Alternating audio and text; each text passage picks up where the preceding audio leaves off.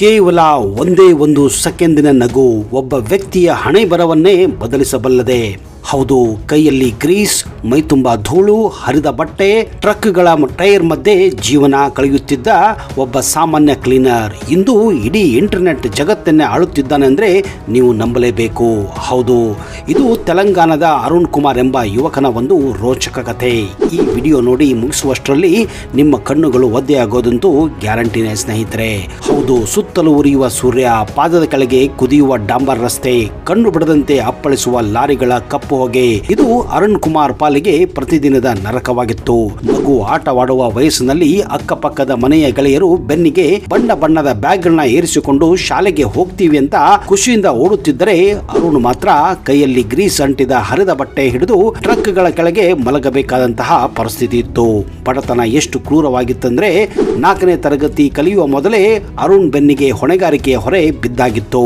ತಂದೆ ತಾಯಿಗಳ ಹಸಿದ ಹೊಟ್ಟೆ ನೀಗಿಸಲು ಈ ಪುಟ್ಟ ಕೈಗಳು ಟ್ರಕ್ನ ಬೃಹತ್ ಚಕ್ರಗಳನ್ನ ತೊಳೆಯಲು ಶುರು ಮಾಡಿದ್ದವು. ಸಾವಿರಾರು ಕಿಲೋಮೀಟರ್ ಉದ್ದದ ರಾಷ್ಟ್ರೀಯ ಹೆದ್ದಾರಿಗಳೇ ಅರುಣನ ಪ್ರಪಂಚವಾಗಿತ್ತು. ಕಿವಿಗೊಡದ ಹಾರ್ನ್ ಸೌಂಡ್, ರಾತ್ರಿ ಪೂರ್ತಿ ನಿದ್ದೆಲ್ಲದ ಪ್ರಯಾಣ, ಹೋಟೆಲ್ ಹೊರಗಿನ ಎಂಜಲು ಎಲೆಗಳ ನಡುವಿನ ಬದುಕು, ಅಲ್ಲಿ ಸುಖ ಎನ್ನುವುದು ಮರೀಚಿಕೆಯಾಗಿ ಹೋಗಿತ್ತು. ಲಾರಿ ಕ್ಲೀನರ್ ಆಗಿ ಕೆಲಸ ಮಾಡುವಾಗ ರಸ್ತೆಯ ಪಕ್ಕದಲ್ಲಿ ಯಾವುದಾದರೂ ಶಾಲಾ ಬಸ್ ಕಂಡರೆ ಅರುಣ್ ಕಣ್ಣಲ್ಲಿ ನೀರು ತುಂಬುತ್ತಿತ್ತು. ನಾನು ಕೂಡ ಇವರಂತೆ ಇರಬೇಕಿತ್ತು ಎಂಬ ಹಂಬಲ ಅವನಿಗಿತ್ತು. ಆದರೆ ಪ್ರತಿ ಬಾರಿ ಟ್ರಕ್ ಡ್ರೈವರ್ ಅರುಣ್ ಗಾಡಿ ಹತ್ತು ಎಂದ ಕೂಗಿದಾಗ ಆತನ ಕನಸುಗಳು ಹೈವೇಯಲ್ಲಿ ಹಾರುವ ಧೂಳಿನಂತೆ ಗಾಳಿಯಲ್ಲಿ ಲೀನವಾಗಿ ಹೋಗುತ್ತಿದ್ದವು.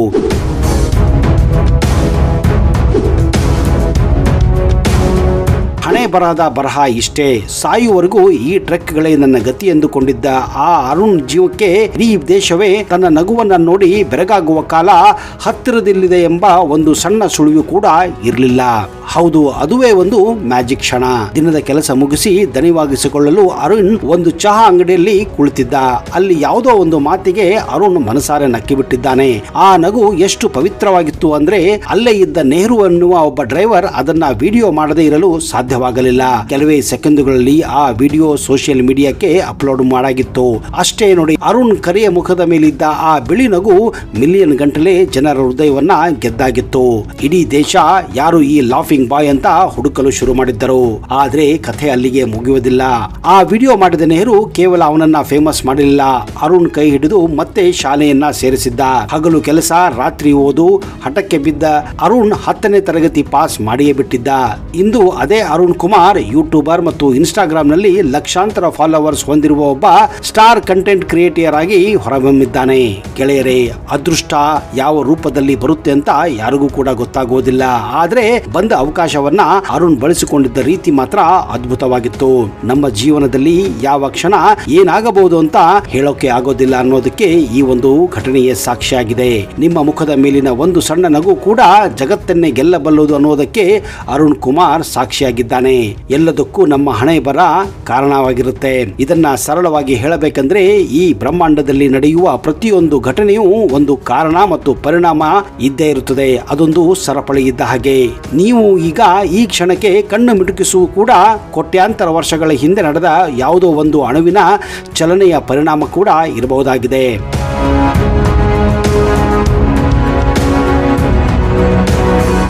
ಕಲ್ಪನೆ ಮಾಡಿಕೊಳ್ಳಿ, ನೀವು ಅಂದು ಬಹಳ ಮುಖ್ಯವಾದ ಕೆಲಸದ ಮೇರೆಗೆ ಬೇರೆ ಊರಿಗೆ ಹೋಗಬೇಕಾಗಿತ್ತು. ರೈಲ್ವೆ ನಿಲ್ದಾಣಕ್ಕೆ ಹೋಗಲು ಸರಿಯಾದ ಸಮಯಕ್ಕೆ ಮನೆಯಿಂದ ಹೊರಡುತ್ತೀರಾ. ಆದ್ರೆ ವಿಧಿಯ ಆಟ ನೋಡಿ, ದಾರಿಯಲ್ಲಿ ಅನಿರೀಕ್ಷಿತವಾಗಿ ನಿಮ್ಮ ಬೈಕ್ ಪಂಕ್ಚರ್ ಆಗಿ ಹೋಗುತ್ತದೆ. ನೀವು ಬೆವರುತ್ತಾ ಓಡುತ್ತಾ ಪ್ಲಾಟ್ಫಾರ್ಮ್ ತಲುಪುವಷ್ಟರಲ್ಲಿ ನಿಮ್ಮ ಕಣ್ಣೆದುರೆ ಆ ರೈಲು ಹಳೆಗಳ ಮೇಲೆ ವೇಗವಾಗಿ ಚಲಿಸುತ್ತಾ ಮರೆಯಾಗಿ ಹೋಗುತ್ತದೆ. ಇಡೀ ಜಗತ್ತೇ ಮುಳುಗಿದಂತೆ ನಿಮಗೆ ಭಾಸವಾಗುತ್ತದೆ. ಈ ರೈಲು ಮಿಸ್ ಆಗಬಾರದಾಗಿತ್ತು. ನಿಮ್ಮನ್ನು ನೀವೇ ಶಪಿಸಿಕೊಳ್ಳುತ್ತಾ ಹತಾಶರಾಗಿ ಅಲ್ಲಿಯೇ ಕುಳಿತು ಬಿಡುತ್ತೀರಾ. ಆದ್ರೆ ಸರಿಯಾಗಿ ಅರ್ಧ ಗಂಟೆಯ ನಂತರ ಒಂದು ಭೀಕರ ಸುದ್ದಿ ನಿಮಗೆ ಕೇಳಿ ಬರುತ್ತದೆ. ನೀವು ಹತ್ತಬೇಕಿದ್ದ ರೈಲು ಮುಂದಿನ ನಿಲ್ದಾಣ ತಲುಪುವ ಮೊದಲೇ ಹಳಿ ತಪ್ಪಿ ಭೀಕರ ಅಪಘಾತಕ್ಕೆ ಈಡಾಗಿ ಅದರಲ್ಲಿದ್ದ ನೂರಾರು ಜೀವಗಳು ಅಲ್ಲಿಯೇ ಉಸಿರು ಚೆಲ್ಲಿವೆ ಅಂತ. ಒಂದು ಕ್ಷಣ ಯೋಚನೆ ಮಾಡಿ, ಒಂದು ವೇಳೆ ಅಂದು ನಿಮ್ಮ ಗಾಡಿ ಪಂಕ್ಚರ್ ಆಗದೇ ಇದ್ದಿದ್ರೆ, ಒಂದು ವೇಳೆ ನೀವು ಸರಿಯಾದ ಸಮಯಕ್ಕೆ ಆ ರೈಲನ್ನ ಹತ್ತಿದ್ದರೆ ಇವತ್ತು ನೀವು ಈ ವಿಡಿಯೋ ನೋಡಲು ಬದುಕಲು ಸಾಧ್ಯವೇ ಆಗಿರಲಿಲ್ಲ. ಅವತ್ತು ನಿಮ್ಮನ್ನ ನಿಮ್ಮನ್ನ ತಡೆದಂತಹ ಆ ಪಂಕ್ಚರ್ ಕೇವಲ ಕಾಕತಾಳೀಯವೇ, ಅಥವಾ ನಿಮ್ಮನ್ನು ಸಾವಿನ ದವಡೆಯಿಂದ ಎಳೆದು ತರಲೆಂದೇ ಆ ವಿಧಿಯಾಟ ಒಂದು ಮಾಸ್ಟರ್ ಪ್ಲಾನ್ ಮಾಡಿರಬಹುದಲ್ಲವೇ? ಹೌದು, ಯಾವುದೇ ವಿಜ್ಞಾನಕ್ಕೂ ನಿಲುಕದ, ತರ್ಕಕ್ಕೆ ಸಿಗದ ಮಹಾನ್ ಶಕ್ತಿಯೇ ಅದೊಂದು ಡೆಸ್ಟಿನಿ ಆಗಿದೆ, ಅಂದ್ರೆ ವಿಧಿಯಾಗಿದೆ, ಅಂದ್ರೆ ಹಣೆ ಬರಹ ಆಗಿದೆ, ಅಂದ್ರೆ ಲಕ್ ಆಗಿದೆ. ಕೆಲವರು ಇದನ್ನ ಹಣೆ ಬರಹ ಅಂತ ಕರೆದರೆ, ಇನ್ನು ಕೆಲವರು ಇದನ್ನ ಡೆಸ್ಟಿನಿ ಅಂತ ಕೂಡ ಕರೆಯುತ್ತಾರೆ. ಆದ್ರೆ ಜಗತ್ತಿನ ಇತಿಹಾಸದಲ್ಲಿ ನಡೆದ ನೂರಾರು ಘಟನೆಗಳನ್ನ ನೋಡಿದರೆ ಮೈ ಜುಮ್ಮೆನಿಸುತ್ತದೆ. ಯಾಕಂದ್ರೆ ಇದರ ಹಿಂದೆ ಇರುವುದೆಲ್ಲ ಕಿಸ್ಮತ್ ಅಂತಾನೆ ಹೇಳಬಹುದು, ಅಂದ್ರೆ ಹಣೆ ಬರಹ ಅಂತಾನೆ ಹೇಳಬಹುದು. ನಮ್ಮ ಜೀವನದ ಪ್ರತಿ ಕ್ಷಣವೂ ಮೊದಲೇ ಫಿಕ್ಸ್ ಆಗಿ ಹೋಗಿರುತ್ತಾ.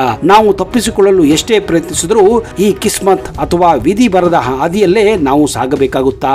ಒಮ್ಮೆ ಯೋಚಿಸಿ ನೋಡಿ. ನಾವು ಒಂದು ಸಿನಿಮಾದ ಪಾತ್ರಧಾರಿಗಳ ಅಥವಾ ನಾಟಕದಲ್ಲಿ ನಟಿಸುವಂತಹ ನಟರ ಹುಟ್ಟಿದಾಗಿಂದಲೂ ಸಾಯುವವರೆಗೆ ನಾವು ಯಾರನ್ನ ಭೇಟಿಯಾಗುತ್ತೇವೆ, ಯಾರನ್ನ ಪ್ರೀತಿಸುತ್ತೇವೆ, ಯಾರನ್ನ ಮದುವೆ ಆಗುತ್ತೇವೆ, ಯಾವ ಕೆಲಸದಲ್ಲಿ ನಮಗೆ ಯಶಸ್ಸು ಸಿಗುತ್ತದೆ, ಯಾವ ಕೆಲಸದಿಂದ ನಾವು ಹಾಳಾಗುತ್ತೇವೆ, ಅಥವಾ ಎಷ್ಟು ಬಾರಿ ನಾವು ಸೋಲುತ್ತೇವೆ, ಗೆಲ್ಲುತ್ತೇವೆ, ಈ ಎಲ್ಲವುಗಳು ಮೊದಲೇ ಬ್ರಹ್ಮ ಬರೆದಿಟ್ಟಿರುತ್ತಾನ? ಅಂದ್ರೆ ಇವೆಲ್ಲವೂ ಪ್ರೀ ರಿಟನ್, ಅಂದ್ರೆ ಇವೆಲ್ಲವೂ ಡೆಸ್ಟಿನಿನ, ಇವೆಲ್ಲವೂ ಕಿಸ್ಮತ್ತ, ಇವೆಲ್ಲವೂ ಮೊದಲು ಬರೆದಂತಹ ಸ್ಕ್ರಿಪ್ಟ್ ನಂತೆ ಎಲ್ಲವೂ ನಡೆಯುತ್ತಾ ಅನ್ನೋದು ಒಂದು ದೊಡ್ಡ ಪ್ರಶ್ನೆ.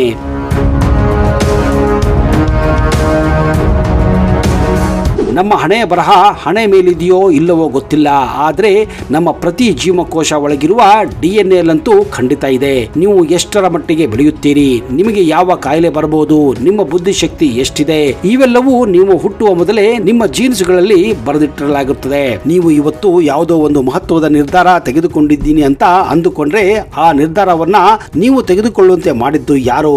ಅದು ಕೂಡ ಮೊದಲೇ ನಿರ್ಧಾರವಾಗಿತ್ತಾ ಅನ್ನೋದು ಇನ್ನೊಂದು ಪ್ರಶ್ನೆ.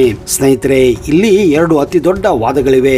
ಇವುಗಳನ್ನ ಕೇಳಿದ್ರೆ ನೀವು ಕೂಡ ಬೆಚ್ಚಿ ಬೀಳುತ್ತೀರಾ. ಮೊದಲನೆಯದು ಸ್ಥಿರವಾದ ವಿಧಿ, ಅಂದ್ರೆ ತಪ್ಪಿಸಿಕೊಳ್ಳಲಾಗದಂತಹ ಹಣೆ ಬರ, ಅಂದ್ರೆ ಅನ್ಆಲ್ಟರೇಬಲ್ ಸ್ಕ್ರಿಪ್ಟ್, ಅಂದ್ರೆ ಬ್ರಹ್ಮ ಬರೆದಂತಹ ನಮ್ಮ ಹಣೆ ಬರವನ್ನ ಯಾವುದೇ ಕಾರಣಕ್ಕೂ ಚೇಂಜ್ ಮಾಡಲು ಸಾಧ್ಯವೇ ಇಲ್ಲ ಅಂತ ಅನ್ನೋದು. ಹೌದು, ಈ ವಾದದ ಪ್ರಕಾರ ನಿಮ್ಮ ಜೀವನ ಒಂದು ರೋಲರ್ ಕೋಸ್ಟರ್ ರೈಡ್ ಇದ್ದಂತೆ. ನಿಮ್ಮ ರೈಡ್ ಶುರುವಾದ ಮೇಲೆ ಅದು ಯಾವ ಕಡೆ ತಿರುಗಬೇಕು, ಎಲ್ಲಿ ವೇಗವಾಗಿ ಹೋಗಬೇಕು ಅನ್ನೋದು ರೈಲಿನ ಕೈಯಲ್ಲಿ ಇರೋದಿಲ್ಲ. ಅದು ಹಳಿಗಳ ಮೇಲೆ ಮೊದಲೇ ನಿರ್ಧಾರ ಆಗಿಬಿಟ್ಟಿರುತ್ತದೆ. ನೀವು ಎಷ್ಟೇ ಒದ್ದಾಡಿದರೂ, ಎಷ್ಟೇ ಜಾಗರೂಕತೆಯಿಂದ ಹೆಜ್ಜೆ ಇಟ್ಟರೂ ಯಾವುದು ಆಗಬೇಕೋ ಅದು ಆಗೇ ತಿರುತ್ತದೆ. ಯಾವುದೋ ಒಂದು ಊರಿಗೆ ಹೋಗಬಾರದು ಅಂತ ನೀವೇ ಎಷ್ಟೇ ಪ್ರಯತ್ನ ಪಟ್ಟರೂ ವಿಧಿ ನಿಮ್ಮನ್ನ ಯಾವುದೋ ಒಂದು ನೆಪದಲ್ಲಿ ಅದೇ ಊರಿಗೆ ಕರೆದುಕೊಂಡು ಹೋಗಿ ನಿಲ್ಲಿಸುತ್ತದೆ. ಒಂದು ವೇಳೆ ನೀವು ಗೆಲ್ಲಬೇಕು ಅಂತ ಬರೆದಿದ್ದರೆ, ನೀವು ಸೋಲಲು ಸಾವಿರ ದಾರಿಗಳನ್ನ ಹುಡುಕಿದರೂ ಕೊನೆಗೆ ಗೆಲುವು ನಿಮ್ಮನ್ನೇ ಹುಡುಕಿಕೊಂಡು ಬರುತ್ತದೆ. ಹಾಗಾದ್ರೆ ನಮ್ಮ ಪ್ರಯತ್ನಕ್ಕೆ ಬೆಲೆ ಇಲ್ವಾ ಅಂತ ನೀವು ಕೇಳಬಹುದಂತ ಪ್ರಶ್ನೆ ಆಗಿದೆ. ಎರಡನೇ ಸಿದ್ಧಾಂತ ಕರ್ಮ ಸಿದ್ಧಾಂತ, ಅಂದ್ರೆ ಬಿತ್ತಿದಂತ ಬೆಳೆ. ಈ ಒಂದು ಸಿದ್ಧಾಂತ ಅತ್ಯಂತ ಭಯಾನಕ ಮತ್ತು ನ್ಯಾಯಯುತವಾದಂತಹ ಸಿದ್ಧಾಂತವಾಗಿದೆ. ಅದನ್ನೇ ನಾವು ಕರ್ಮ ಸಿದ್ಧಾಂತ ಅನ್ನುತ್ತೇವೆ. ಇದು ಹೇಳೋದು ಏನಂದ್ರೆ, ನಿಮ್ಮ ಇವತ್ತಿನ ಪರಿಸ್ಥಿತಿಗೆ ಕಾರಣ ನಿಮ್ಮ ಹಣೆ ಬರವಲ್ಲ, ಬದಲಿಗೆ ನೀವು ಹಿಂದೆ ಮಾಡಿದ ಕೆಲಸಗಳು, ಅಂದ್ರೆ ಕರ್ಮಗಳು. ಒಂದು ಕೆರೆಯಲ್ಲಿ ಕಲ್ಲು ಎಸೆದರೆ ಅದು ಹೇಗೆ ಅಲೆಗಳನ್ನ ಸೃಷ್ಟಿಸಿ ಮತ್ತೆ ದಡಕ್ಕೆ ವಾಪಸ್ಸು ಬರುತ್ತೋ, ಹಾಗೆ ನೀವು ಮಾಡಿದ ಪ್ರತಿಯೊಂದು ಒಳ್ಳೆಯ ಅಥವಾ ಕೆಟ್ಟ ಕೆಲಸಗಳು ಒಂದು ಅಲೆಯಾಗಿ ನಿಮ್ಮ ಭವಿಷ್ಯವನ್ನ ರೂಪಿಸುತ್ತವೆ. ನೀವು ಇಂದು ಅನುಭವಿಸುತ್ತಿರುವ ಸುಖವಾಗಲಿ ಅಥವಾ ಪಡುತ್ತಿರುವ ಕಷ್ಟವಾಗಲಿ, ಅದು ನೀವು ಹಿಂದೆ ಹಾಕಿದ ಬಂಡವಾಳದ ತರ ಬಡ್ಡಿಯಷ್ಟೇ. ಇಲ್ಲಿ ವಿಧಿ ಎಂಬುದು ಒಂದು ಕ್ರೂರ ನ್ಯಾಯಾಧೀಶರಂತೆ. ನೀವು ಏನೇ ಮಾಡದಿದ್ದರೂ ಅದರ ಫಲವನ್ನ ಮಾತ್ರ ನಿಮಗೆ ಉಣಿಸಿಯೇ ಬಿಡುತ್ತಾನೆ. ಇವೆರಡರಲ್ಲಿ ಯಾವುದು ಸತ್ಯ ಅಂತ ನೀವು ಹೇಳಬೇಕು. ನಾವು ವಿಧಿಯ ಕೈಗೊಂಬೆಗಳ ಅಥವಾ ನಮ್ಮ ಕರ್ಮದ ಫಲವನ್ನ ಉಣ್ಣುತ್ತಿರುವ ಅಸಹಾಯಕ ನಟರ? ಈ ಪ್ರಶ್ನೆಗೆ ಉತ್ತರ ನಿಮ್ಮ ಜೀವನದ ಚಿಕ್ಕ ಚಿಕ್ಕ ಘಟನೆಗಳಲ್ಲಿಯೇ ಅಡಗಿಕೊಂಡಿದೆ.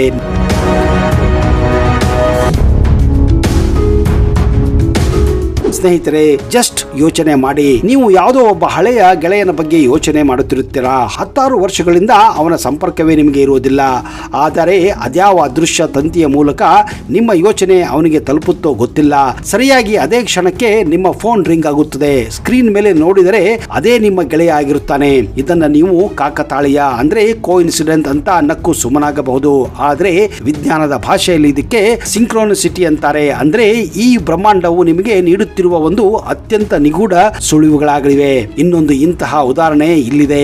ನೀವು ಯಾವುದೋ ದಾರಿಯಲ್ಲಿ ಹೋಗುತ್ತಿರುವಾಗ ಪದೇ ಪದೇ ಒಂದೇ ರೀತಿಯ ನಂಬರ್ ನೋಡುವುದು ಅಥವಾ ಯಾರೋ ಅನಾಮಧೇಯ ವ್ಯಕ್ತಿ ಬಂದು ಹೇಳುವ ಒಂದು ಮಾತು ನಿಮ್ಮ ಜೀವನದ ದೊಡ್ಡ ಸಮಸ್ಯೆಗಳಿಗೆ ಪರಿಹಾರವಾಗಬಹುದು. ಇವೆಲ್ಲವೂ ಆಕಸ್ಮಿಕಗಳಲ್ಲ. ಜೀವನದಲ್ಲಿ ಸಂಭವಿಸುವ ಘಟನೆಗಳು ಅಥವಾ ಅನಾಹುತಗಳು ಕೇವಲ ಅಪಘಾತಗಳಲ್ಲ. ಅವು ವಿಧಿಯು ನಿಮಗೆ ನೀಡುವ ಗಂಭೀರವಾದ ಸಂಕೇತಗಳಾಗಿವೆ. ಯಾವುದೋ ಒಂದು ಕೆಲಸ ಆಗಬಾರದು ಅಂತ ಪದೇ ಪದೇ ಅಡೆತಡೆಗಳು ಬರ್ತಾ ಇದ್ರೆ ಅದರರ್ಥ ಈ ಬ್ರಹ್ಮಾಂಡ ನಿಮ್ಮನ್ನ ಯಾವುದೋ ಒಂದು ದೊಡ್ಡ ಸಂಕಷ್ಟದಿಂದ ತಡೆಯುತ್ತಿದೆ ಎಂದರ್ಥ. ಅಂದ್ರೆ ನಾನು ಹೇಳುವ ಪ್ರಕಾರ ಆಗೋದೆಲ್ಲ ಒಳ್ಳೆಯದಕ್ಕೆ ಅಂತಾನೆ ನಾವು ತಿಳಿದುಕೊಳ್ಳಬೇಕು. ನಾವು ಅದನ್ನ ದೌರ್ಭಾಗ್ಯ ಅಂತ ತಿಳಿದುಕೊಂಡರೆ ವಾಸ್ತವದಲ್ಲಿ ಅದು ವಿಧಿಯ ರಕ್ಷಾ ಕವಚ ಕೂಡ ಆಗಿರಬಹುದು. ನೋಡಿ ಗೆಳೆಯರೇ, ನಿಮ್ಮ ಕಣ್ಣಿಗೆ ಕಾಣುವ ಈ ಪ್ರಪಂಚ ಹಿಂದೆ ನಿಮಗೆ ಅರ್ಥವಾಗದ ಕೋಟ್ಯಾಂತರ ಲೆಕ್ಕಾಚಾರಗಳು ಪ್ರತಿದಿನ ನಡೆಯುತ್ತಾನೆ ಇರುತ್ತವೆ. ನೀವು ಈ ವಿಡಿಯೋನ ಇವತ್ತು ಇದೇ ಕ್ಷಣಕ್ಕೆ ನೋಡ್ತಾ ಇರೋದು ಕೂಡ ಆ ವಿಧಿಯ ಆಟವೇ ಆಗಿರಬಹುದು. ಬಹುಶಃ ನಿಮ್ಮ ಜೀವನದ ಮುಂದಿನ ದೊಡ್ಡ ತಿರುವಿಗೆ ಈ ವಿಡಿಯೋ ಒಂದು ಮುನ್ಸೂಚನೆ ಕೂಡ ಆಗಬಹುದು. ಹೇಳಬೇಕಂದ್ರೆ ಏನಾದರೂ ಆಗಬಹುದು. ವಿಜ್ಞಾನವೇ ಇರಲಿ ಅಥವಾ ಅಧ್ಯಾತ್ಮವೇ ಇರಲಿ, ಒಂದು ಸತ್ಯ ಸ್ಪಷ್ಟ, ಈ ಬ್ರಹ್ಮಾಂಡದಲ್ಲಿ ಯಾವುದು ಆಕಸ್ಮಿಕವಲ್ಲ. ನೀವು ಈ ಕ್ಷಣ ವಿಡಿಯೋ ನೋಡ್ತಾ ಇರೋದು ಕೂಡ ಯಾವುದೋ ಒಂದು ದೊಡ್ಡ ಲೆಕ್ಕಾಚಾರದ ಭಾಗವೇ ಆಗಿರಬಹುದು. ಯೋಚಿಸಿ ನೋಡಿ, ನಿಮ್ಮ ಜೀವನದಲ್ಲಿ ನಡೆದ ಅತಿ ದೊಡ್ಡ ಕಾಕತಾಳೀಯ ಘಟನೆ ಯಾವುದು ಅಂತ. ಅದು ನಿಮ್ಮ ಬದುಕನ್ನ ಬದಲಾಯಿಸುತ್ತಾ ಆ ಅದೃಶ್ಯ ಶಕ್ತಿಯ ಕೈವಾಡವನ್ನ ನೀವು ಎಂದಾದ್ರೂ ಅನುಭವಿಸಿದ್ದೀರಾ? ಯೋಚನೆ ಮಾಡಿ ನೋಡಿ. ನಿಮ್ಮ ಆ ರೋಚಕ ಅನುಭವವನ್ನ ಕೆಳಗಿನ ಕಮೆಂಟ್ ಬಾಕ್ಸ್ ಅಲ್ಲಿ ಹಂಚಿಕೊಳ್ಳಿ. ಯಾಕಂದ್ರೆ ನಿಮ್ಮ ಕಮೆಂಟ್ ಮತ್ತೊಬ್ಬರ ವಿಧಿಯನ್ನ ಕೂಡ ಬದಲಿಸಬಹುದಾಗಿದೆ. ಈ ವಿಡಿಯೋ ನಿಮಗೆ ಹೇಗನಿಸುತ್ತೋ ಅನ್ನೋದನ್ನ ದಯವಿಟ್ಟು ಕಮೆಂಟ್ ಮಾಡಿ.